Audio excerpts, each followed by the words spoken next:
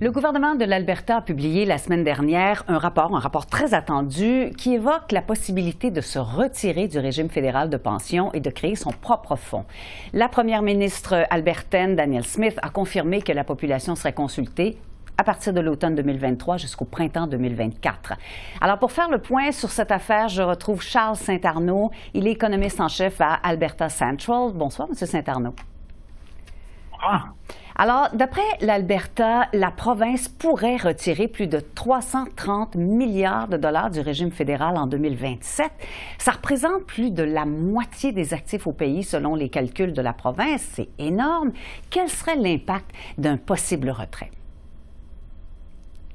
Disons que l'impact dépend énormément de quelle est la cagnotte que l'Alberta va pouvoir retirer ultimement du régime de pension fédéral, mais avec les informations qu'on a du gouvernement albertain, ça voudrait dire que, par exemple, en Alberta, avec une cagnotte beaucoup plus grosse, on pourrait avoir des prestations plus élevées pour les aînés, mais aussi des contributions plus faibles venant des travailleurs, donc qui pourraient permettre aux travailleurs d'avoir un peu plus de revenus disponibles. Dans le restant du Canada, il y a un petit peu le contraire. Donc, avoir un peu moins d'argent, il va pouvoir augmenter les contributions du restant des Canadiens hors Québec, parce que le Québec ne fait pas partie du système fédéral, pour justement compenser la perte de l'actif qui va avoir été transférée à l'Alberta. Donc, est-ce que ça serait un risque de pénaliser les autres travailleurs au pays? C'est ce que vous dites? Ben, la grosse question demeure, c'est quelle est la part de l'actif du régime de pension fédéral auquel l'Alberta aurait droit s'il sortait. Donc oui, l'Alberta, le gouvernement a publié son étude disant que c'est un peu plus de la moitié de l'actif, mais il reste à savoir, bon, il y a d'autres calculs que j'ai vus, il y a plusieurs estimations qui disent que ça peut être entre 16 et 25 %. Donc c'est une très grosse différence entre 25 % et 50 % de la cagnotte. Donc ça fait une très grande différence entre quel va être le résultat ultime pour les contribuables. Et comment ça s'explique, ça, M. Saint-Arnaud, cette proportion des effectifs au pays, alors que la province représente environ 15 % de la population? Il y a comme quelque chose, il y a une inéquité là-dedans, non? Disons que c'est la formule qui devrait être utilisée ultimement pour séparer l'actif, qui est pas nécessairement claire.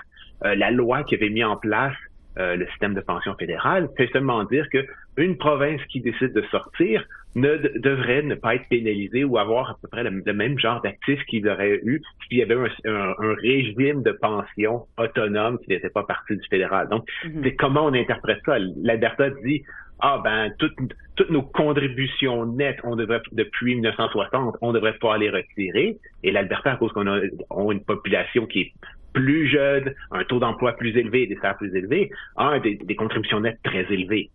Donc, selon leurs calculs, ils peuvent avoir droit à 50 % de l'actif. Par contre, il y a des critiques qui disent, ouais, mais si on met en application la même formule pour l'Ontario et la Colombie-Britannique, on obtient que l'Ontario pourrait retirer plus de 100 % de l'actif. Donc, c'est pas nécessairement une bonne façon de calculer le partage. Donc, c'est là, il va y avoir énormément de négociations et énormément de tensions sur quelle va être la formule ultime si, évidemment, l'Alberta décide de se retirer. Oui, évidemment, on le sent, c'est une opération complexe, mais selon les calculs de l'Alberta, selon ce que l'Alberta dit, un régime de pension indépendant du régime des pensions du Canada ferait économiser à peu près 5 milliards à la province. Est-ce que vous êtes d'accord avec ces chiffres-là, vous? Donc, si on regarde dans le court terme, oui, il y a une dynamique démographique très positive pour l'Alberta. C'est une population qui est très jeune, un taux d'emploi qui est très élevé. Donc, il y a beaucoup plus de contributions à un régime public de pension que de récipiendaires. La question, c'est, bon, dans 30, 40 ans, 50 ans, 60 ans, est-ce que ça va être encore le cas?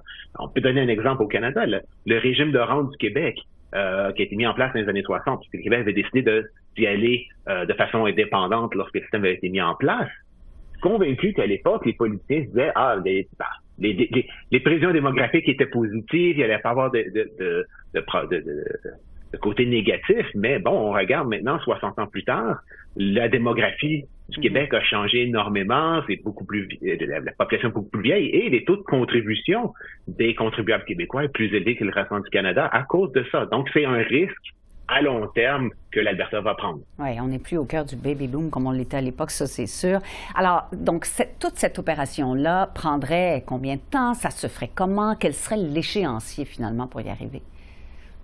Oui, donc que la loi dit que ça va prendre 3 ans à partir du moment où l'Alberta signifie qu'elle veut sortir. Donc, pour l'instant, on est au moment des consultations publiques. La première ministre dit qu'il va y avoir consultation publique jusqu'en 2024, la publication d'un rapport et probablement un référendum soumis à la population pour savoir si oui ou non ils vont sortir. La question que j'ai, est-ce que la population va vraiment comprendre tous les risques qui vont être impliqués dans la discussion? Parce que oui, il y a des points positifs, mais aussi des points négatifs qu'il faut que les gens puissent prendre en compte. Et en terminant, M. Saint-Arnaud, si on compare au Québec, vous l'avez fait il y a un instant, donc si on continue à comparer, quelle serait la différence entre ce que souhaite faire l'Alberta et le régime des rentes qui existe au Québec?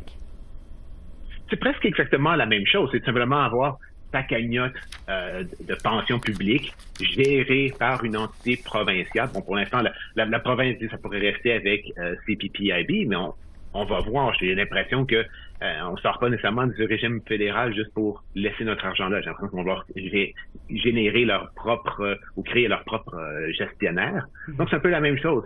On peut gérer nos fonds comme on le veut. La question aussi, s'il faut faire attention, c'est que est-ce que c'est un gestionnaire de fonds qui va être indépendant ou on va se retrouver avec une certaine ingérence politique où il va avoir une tendance à pousser le gestionnaire à aider les entreprises locales, peut-être des fois dans des entreprises qui sont peut-être pas nécessairement lucratives. Donc c'est là qu'il faut faire attention. Ça peut devenir une politique industrielle qui peut pas nécessairement être optimale pour les retraités. Mm-hmm.